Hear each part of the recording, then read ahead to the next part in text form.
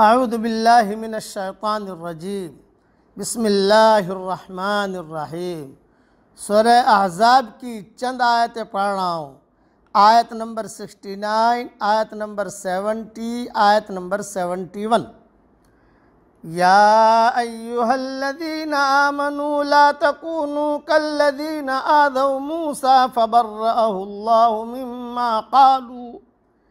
اے ایمان والو، تم ان لوگوں کی طرح نہ بنو جنہوں نے موسیٰ علیہ السلام کو اذیت پہنچائی، تو اللہ نے اس کو ان باتوں سے بری ثابت کیا۔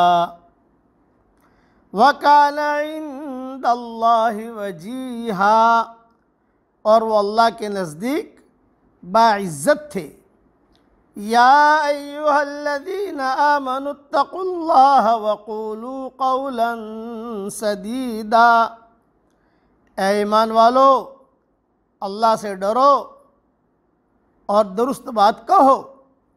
یصلح لکم اعمالکم ویغفر لکم ذنوبکم، وہ تمہارے لیے تمہارے اعمال سدھار دے گا اور وہ تم سے تمہارے گناہوں کو بخش دے گا۔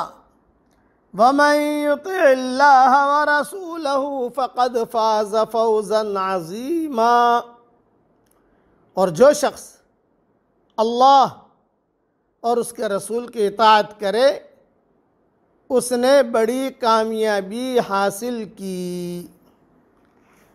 مختصر تشریح سن لیجئے۔ اس آیت کی تفسیر میں حدیث میں کچھ ایک دو قصے آتے ہیں اور دونوں اتفاق سے صحیح بخاری میں ہیں۔ نمبر 1، حضرت موسیٰ علیہ السلام نہایت باحیا تھے، چنانچہ اپنا جسم انہوں نے کبھی لوگوں کے سامنے ننگا نہیں کیا۔ بنو اسرائیل کہنے لگے کہ شاید موسیٰ علیہ السلام کے جسم میں برس کے داغ یا کوئی اس قسم کی آفت ہے جس کی وجہ سے یہ ہر وقت لباس میں ڈھکا چھپا رہتا ہے۔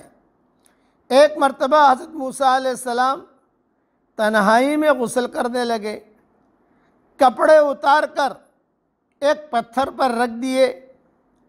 پتھر اللہ کے حکم سے کپڑے لے کر بھاگ کھڑا ہوا۔ حضرت موسیٰ علیہ السلام اس کے پیچھے پیچھے دوڑے حتیٰ کہ بنی اسرائیل کی ایک مجلس میں پہنچ گئے۔ انہوں نے حضرت موسیٰ علیہ السلام کو ننگا دیکھا تو ان کے سارے شبہات دور ہو گئے۔ موسیٰ علیہ السلام نہایت حسین و جمیل اور ہر قسم کے داغ اور عیب سے پاک تھے۔ یوں اللہ تبارک و تعالیٰ نے معجزانہ طور پر پتھر کے ذریعے سے ان کی اس الزام میں اور شبہ سے برات کر دی جو بنی اسرائیل کی طرف سے ان پر کیا جاتا تھا۔ صحیح بخاری شریف میں یہ روایت ہے، کتاب الانبیاء میں۔ حضرت موسیٰ علیہ السلام کے حوالے سے اہل ایمان کو سمجھایا جا رہا ہے کہ تم ہمارے پیغمبر آخر الزماں حضرت محمد صلی اللہ علیہ وسلم کو بنی اسرائیل کی طرح ایذا مت پہنچاؤ، اور آپ صلی اللہ علیہ وسلم کی بابت ایسی بات مت کرو جسے سن کر آپ صلی اللہ علیہ وسلم قلق اور اضطراب محسوس کریں۔ جیسے ایک موقع کے اوپر، یہ دوسرا قصہ ہے، جیسے ایک موقع پر مال غنیمت کی تقسیم میں ایک شخص نے کہا کہ اس میں عدل و انصاف سے کام نہیں لیا گیا۔ حضور صلی اللہ علیہ وسلم مال تقسیم کیا تھا، ایک شخص کی زبان سے جملہ نکلا کہ عدل و انصاف سے کام نہیں لیا گیا۔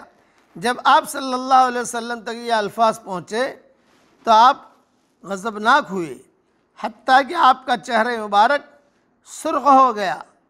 آپ صلی اللہ علیہ وسلم نے فرمایا، موسیٰ علیہ السلام پر اللہ کی رحمت ہو کہ انہیں اس سے کہیں زیادہ ایذا پہنچائی گئی لیکن انہوں نے صبر کیا۔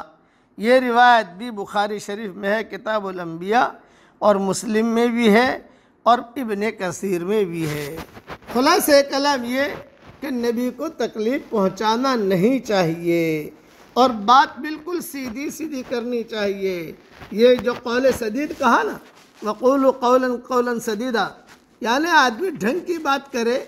کلام کی دو قسمیں ہیں، ایک ہے سدید کلام، دوسرا ہے غیر سدید کلام۔ سدید کلام وہ ہے جو عین مطابق حقیقت ہو، جو واقعاتی تجزیہ پر مبنی ہو، جو ٹھوس دلائل کے ساتھ پیش کیا جائے۔ اس کے برعکس غیر سدید کلام وہ ہے جس میں حقیقت کی رعایت شامل نہ ہو، جس کی بنیاد ظن اور گمان پر قائم ہو، جس کی حیثیت محض رائے زنی کی ہو، نہ کہ حقیقت واقعہ کے اظہار کی۔ اول ذکر کلام جو ہے یہ مومنانہ کلام ہے، اور ثانی ذکر کلام جو ہے منافقانہ کلام ہے۔ اس لیے آدمی منافقانہ کلام سے بچے، مومنانہ کلام اختیار کرے، صحیح صحیح بات کہے اور صاف صاف بات کرے، ہیرا پھیری والی بات نہ کرے۔ اللہ تعالی ہمیں قول سدید پر عمل کرنے کی توفیق عطا فرمائے۔ آمین۔ وآخر دعوانا ان الحمد للہ رب العالمین۔